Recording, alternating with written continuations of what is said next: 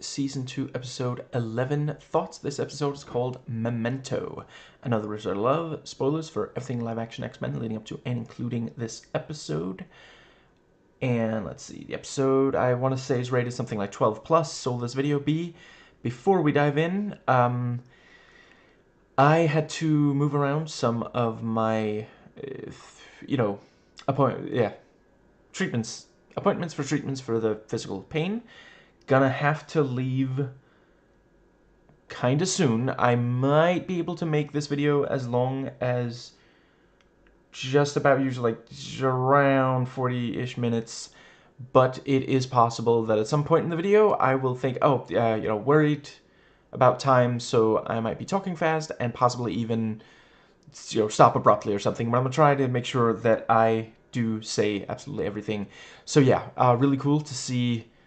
Let's see, Andrea and Andreas von Strucker again, and getting a little bit more, about them. And yeah, they are, there is an influence on Lauren, them and Andy.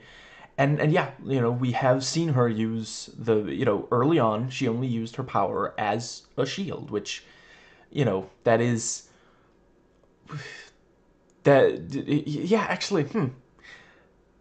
Is it that that's the most immediate, that's the first thing that would pop into anyone's head? Or is it that she used to be a more, like, protective kind of person? Someone who would want to help people more than attack people? Because more recently she's been using, she, in this episode, she uses it to cut as, yeah. She has... I'm pretty sure this wasn't the first episode, at least. And in, the episode before this one, I want to say, was when she used the shield to, like, push someone through a door, a purifier, but still more violent than, in the pilot, she was using the shield to protect Andy when he is losing control of his powers and bringing the house down, literally. Now, I thought they did a really great job. This thing of, the dream, and I appreciate that she does tell her parents it wasn't Andy, in the dream, and yeah, she's, the dream is having such a strong impact on her. She's, losing control of her powers, using them in her sleep. I don't know about you, I hate when I accidentally sleep superpower. It's so just, yeah, such a hassle. And let's see, yeah, she uses her power to distract, very clever plan, her and Caitlin, and at the end of the episode she is threatening the landlord. I can't stand landlords, but that is going too far, so that, I admire a show that can make me feel bad for a landlord. Thought Slime has done videos talking about what's so terrible about landlords, so I will just direct you to his excellent channel. Now, let's see, and yeah, we are also seeing, Caitlin is going a little further. She says maybe it's good that Lauren is more violent, and, maybe this is what we need, because, yeah, she's thinking this is how they get Andy back. And, yeah, legitimately really clever plan, this thing of just what's the word? Taking the, weaponizing the anti-mutant sentiment, and it is very clever, because the moment she walks in the room, like, we, like Reed, are thinking, oh no, what is this? This is not gonna end well. But then she pretends, because they don't know, they haven't ID'd Reed yet. They have no idea. Like, it would be different if it was Jace, for example. He obviously wouldn't fall for this. But these cops, they don't know. They've been told that, if they know anything about Reed at all, they haven't been told what he looks like, and they've been told he's dead. I guess it's not impossible. They've been told what he looks like, but certainly they weren't expecting to find him alive. You know, the cops still think that that all these mutants died in the season 1 finale. Now let's see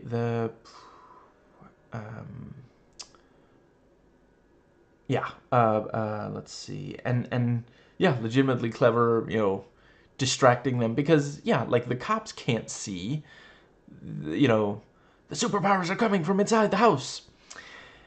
I think that might about cover the story. Right, I really appreciate, you know, Reed was like, I thought we were on the same page about this, and Caitlin's like, no, you decided we were on the same page. I think that covers the Struckers. Yeah. I really... Yeah, the let's see, I think they called the ship Ignavis. So let's call them the Ignavis Trio. Yeah, they're intense, and I really appreciate, again, the economy of the storytelling on this show, because we don't need to see them hear about the inner circle and this whole thing, because see, what I'm fairly confident happened. You know, first of all, the Ignavis Trio, they know if the police spot them, they will probably be shot on sight. You know, that is the thing. Like, if you know, in case you aren't aware, if there's a jailbreak and particularly dangerous prisoners were able to escape, every cop in the vicinity is told, this is what that person looks like, they are dangerous, you know, what's that term? You know, use of excessive force has been granted. So they're not just gonna try to hide from this massive, you know, all these police, all these, all the members of the police, all the purifiers, and just like regular people who are just anxious, you know. So yeah, he's, you know, the Ignavis Trio immediately tried to find out, you know, is there somewhere that we, you know, because they know that there's someone out there. They don't know it's called the Inner Circle. They know them. If they know, no, actually, yeah, I don't know if anyone in prison heard. It's possible they don't get the news and newspapers exactly, but yeah, if they know anything, they know them as the Mutant Uprising. But yeah, you know, if they go to, you know, some contacts, some high-tech lowlives, you know, and say, hey, where do I sign up for the Mutant Uprising? The way I see it, I feel confident that there was a check. They didn't just immediately get an address. But yeah, Sage can you know, hack into computers. She's gonna check. She's gonna run it by Riva, or possibly run it by Riva. You know, she might have just been told by Riva, you know, yeah, as long as they can be controlled, you know, I want someone extremely powerful. It seems like from this episode that that's the criteria. But yeah, we don't have to see any of that. We just jump directly to, they're here. They're here.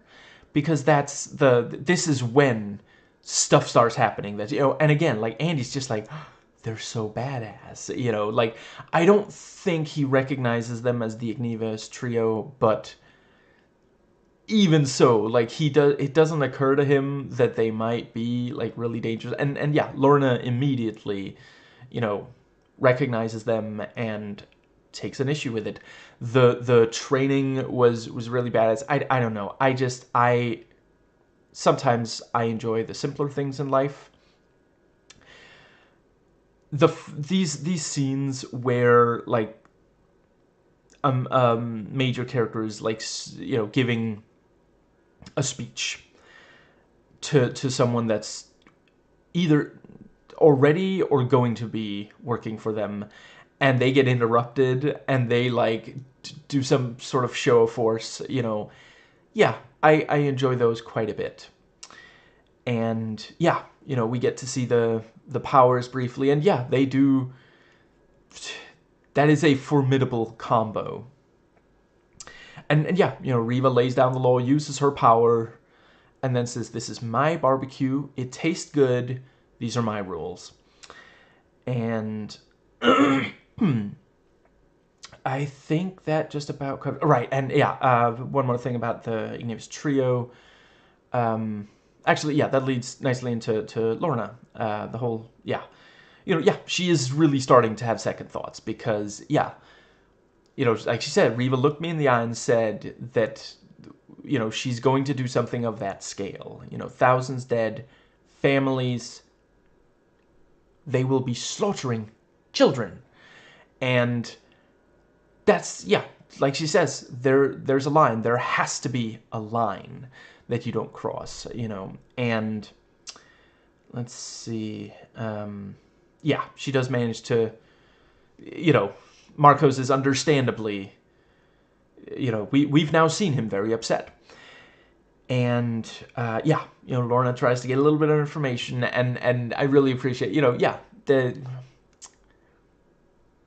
us cishet men are very susceptible to a conventionally attractive woman flirting like that. And it really does seem like he would probably have given it up if he knew anything. Like, for one thing, if he, like, I figured that if he, let's see, he would probably have tried to like,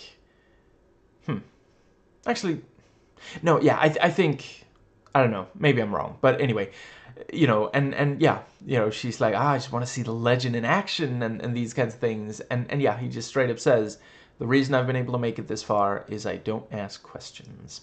And that might also be one of the criteria that Riva gave, because, yeah, why have to start, she has recently had problems with some of the people she has had, recruited, so, yeah, she doesn't want another Rebecca on her hands, behind her back, almost killing the entire inner circle.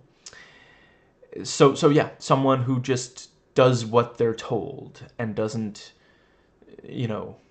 because at the end of the day, if Rebecca hadn't been so emotionally invested, if she had just been like, okay, I'll just do whatever, I trust you, yeah, she would not have killed 37 people. She killed them because she's been told, oh, these people, they hate us. If we do this, it's really gonna strike a blow for the cause. And then she even hears one of them say this, like, genocidal rhetoric, it's, I guess, more than rhetoric, is practically threatening to, I mean, basically, it was giving, like, if I could do it, I would do it myself. I hope someone else does it. I'll do what I can to make sure someone else does it, Yeah, all of that combined into her doing, which, like, honestly, if she didn't know anything, she just heard the genocidal stuff there at the end, I don't think she would have gone as far, or maybe Riva would just have been, more, yeah, I don't know. I do think that that's what's going on here. Riva wants, mindless soldiers rather than these, passionate people who might let the passion drive them towards something that Riva really doesn't want. So, what was the other thing? Actually, I suppose that was it for Lorna, so that brings us... Yeah, there's not an awful lot about John. Clarice continues to be one of the best characters on the show with her snarkasm. Be normal, Cans. I'm going to start saying that. That's going to be a thing I say. Really glad. I believe the dog's name is Zinko is still around. They better not do anything to that dog, I swear. But yeah, her talking to John and, yeah, him admitting it's because he was scared to let her get too close because it hurts. He's lost so many. That was what it was. Not that he truly just didn't care about her. There's that thing about the furthest thing from love isn't hate, it's indifference. He wasn't indifferent. And yeah, Evangeline calls and said, gather everyone and be ready to move. So yeah, really, really excited to see that. And yeah, makes a lot of sense. I think that brings us nicely to Marcos. And yeah, the moment that he loses control of his car, he's like, Lorna, huh?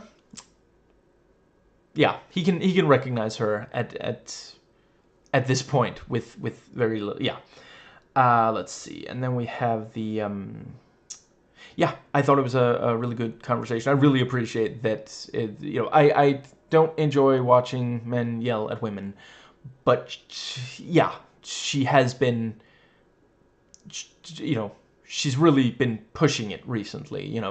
He didn't immediately jump to yelling at her those other times.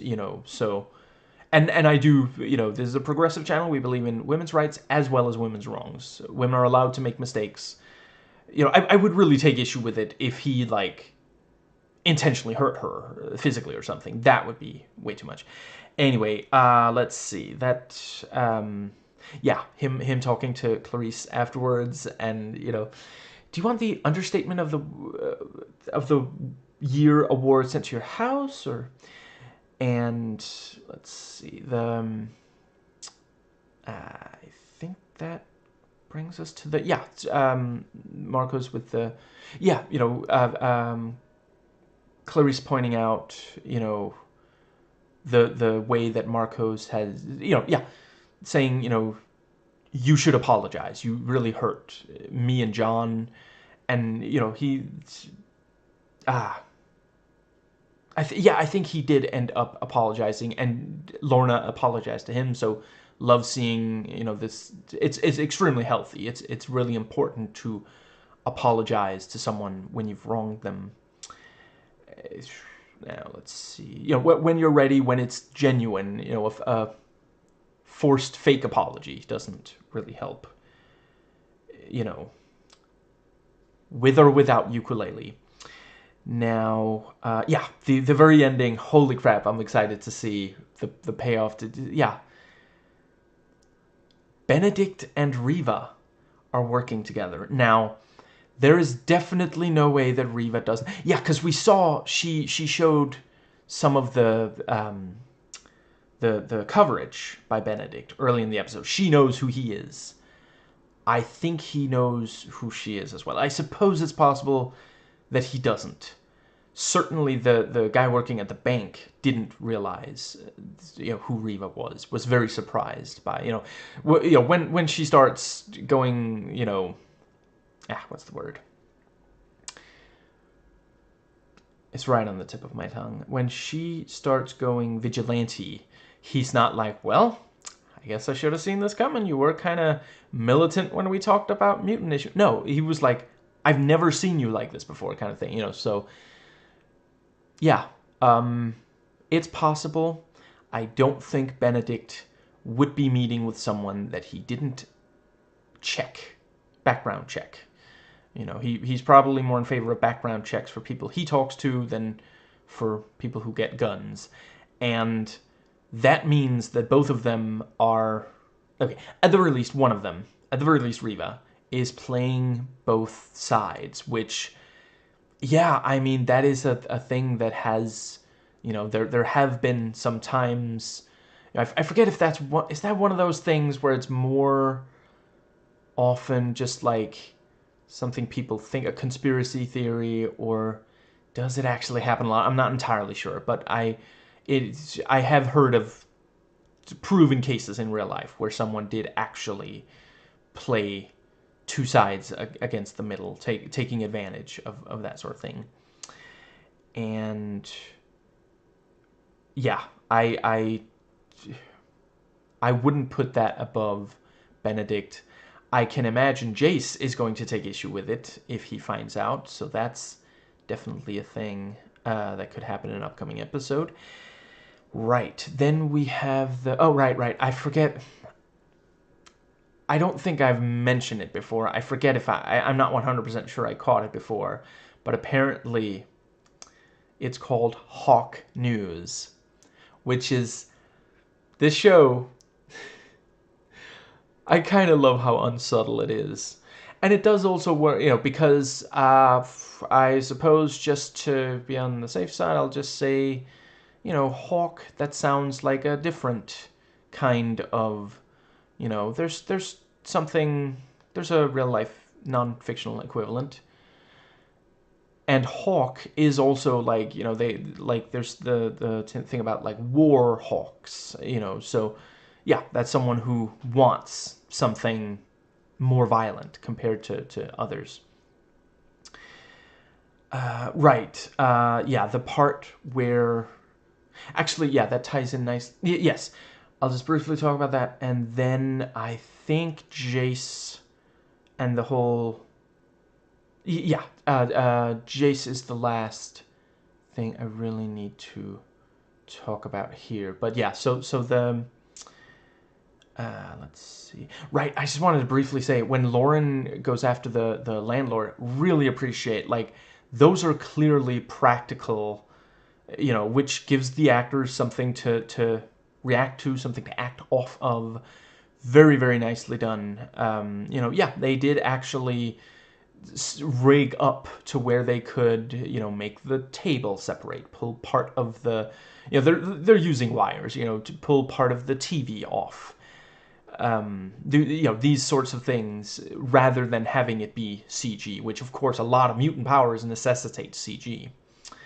You know, there's no way to do Rebecca's powers without CG, for example, and obviously the little discs that she throws are CG, but yeah, to actually have these things, yeah, and she was very intense, you know, there at the, yeah, when threatening him, and she straight up said, you know, you will never be safe, which is the kind of thing an extremist would say. That is not exactly comforting. And yeah, I mean, she used to be much more about like trying to find a way for things to work. And you know, of course, we can understand her frustration and anxiety, fear. You know, it did almost end badly. And I also appreciate the cop, you know, saying, "Oh, probable cause. Oh, see, we heard a crash." You know, really abusing their authority. But let's see, what was the other thing? The Lauren is definitely going too far. And right, I appreciate the detail that he didn't know her real name. You know, just in case the police ask him questions, he's not going to be able to give the real names. Now, yeah, gonna cover the TV thing, and then it's all Jace for the rest of the video, I'm thinking. After Ted kills a kid who was on the chair, you know, he wasn't like charging at him. You know, like hypothetically, let's say that, you know, it's possible that the kid like raised his hands, was about to use his power. If I were Ted, I would have immediately left the room, closed the door, called for Jace's help. Possibly like call in additional reinforcements.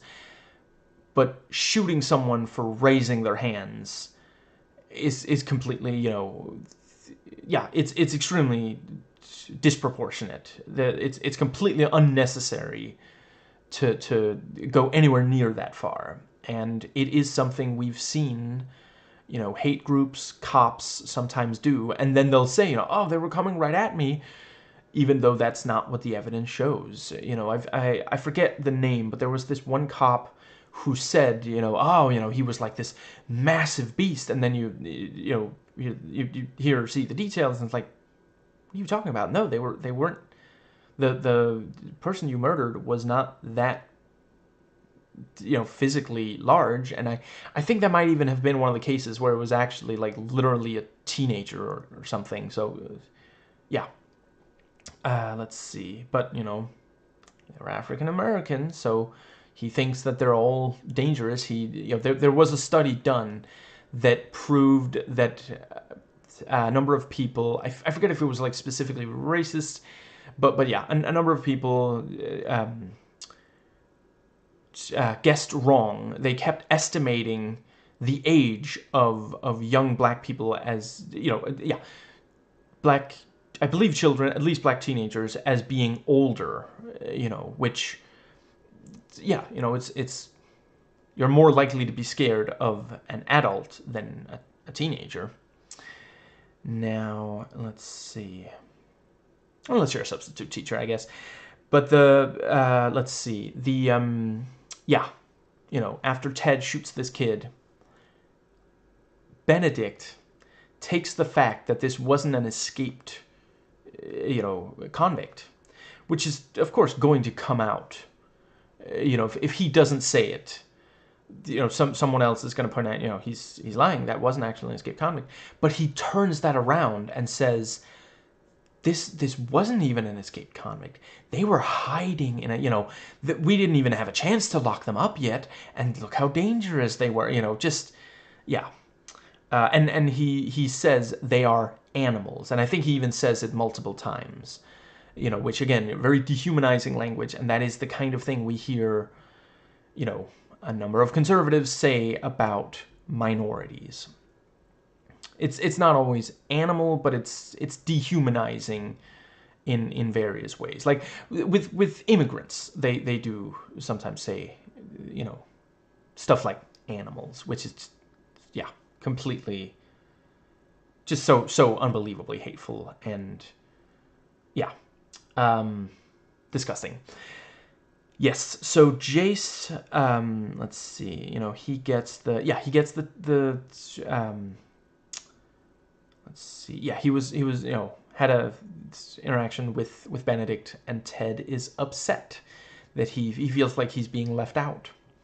And, you know, after shooting the kid, he's like, I didn't even want to come here, you know, that, you know, he is really struggling, you know, he feels like he is being pushed out of his own movement by Jace, and that Benedict is perhaps part of that, or at least letting it happen, because, you know, Benedict and Ted knew each other before, you know, Benedict met Jace, before Ted met Jace for that matter. And let's see, there was the thing about the yeah, you know, the people who were the purifiers who were hurt in the you know, in last week's episode's climax.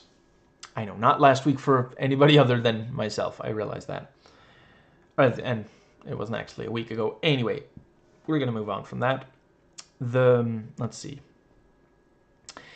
Yes, the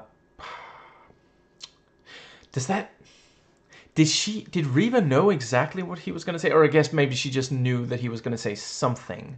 And maybe that's actually in part either that she, like, asked him to say that, or at least, or he told her what he was going to say so they can better plan, so she can have a direct response or something. But yeah, you know, I figure, like, I think he knows, and maybe he thinks that the mutants are going to lose, so it doesn't matter.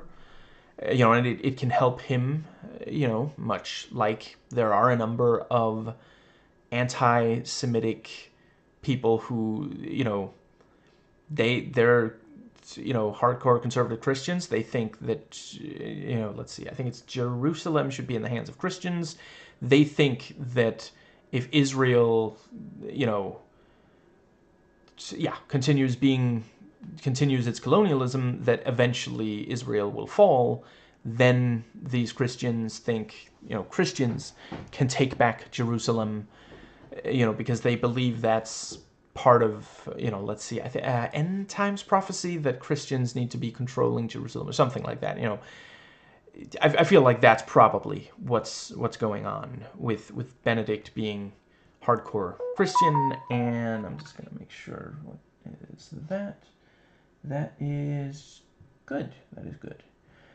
Just gonna ready this thing up here if the thing will respond, and here we go.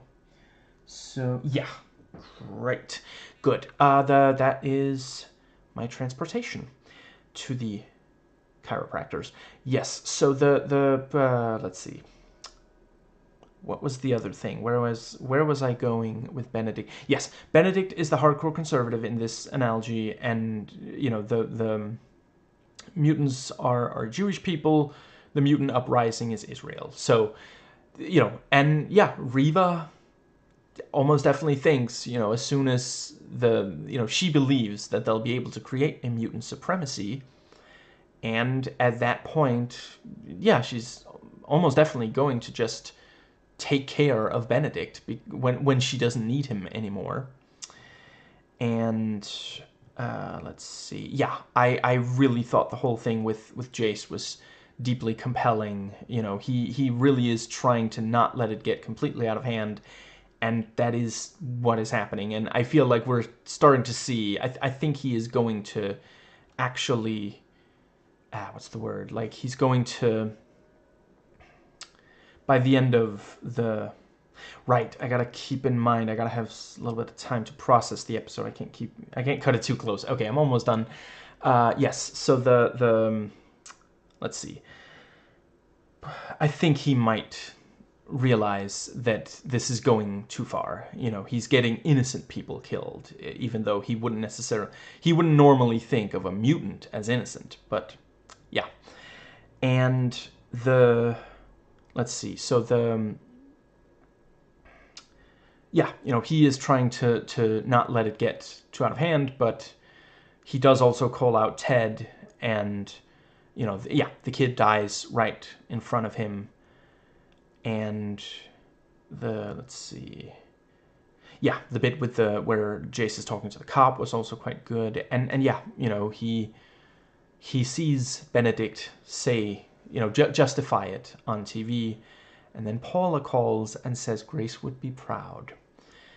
You're exactly the kind of friend Milhouse needs right now, which is just devastating, because after, you know, and like, you know, earlier he was about to text, I'll always love you, and, you know, he does say, I love you, and they say, I gotta go, you know, because he can't bring himself to tell her, no, that mutant wasn't dangerous, it was a mistake, you know, you're being lied to. And, you know, he used to believe that same propaganda, you know. And that is the thing, like, sometimes people will believe the propaganda until they see with their own two eyes that it can't possibly be true. And unfortunately, some people continue to believe it, even after there's absolutely incontrovertible evidence. You know, there was this, I've seen video of, like, Trump supporters saying, you know, look at Biden falling asleep on, you know, this Good Morning, you know, yeah, this morning show. And then, you know, someone showed, no, that's actually, what was his name, Bloomberg? Wow, I'm glad he didn't end up becoming president. And, you know, showed it directly. And the Trump supporter wasn't really that, like, I suppose it's possible they've come around. Nothing, you know, nothing's impossible, but in the situation, they weren't willing to say, you know what, fair enough, I was fooled, from what I recall. Maybe I'm thinking of a different, but there was at least one instance where they proved, you know, this was actually, you know, it was a doctored video, and they just still didn't believe, you know. Yeah, I think that does cover absolutely everything for this episode. Yeah, really, really excited. Holy crap, I can hardly wait to see what Riva is planning and see the fallout of the various things in this episode. So yeah, I'm gonna try to do another one soon. We'll see. Yeah.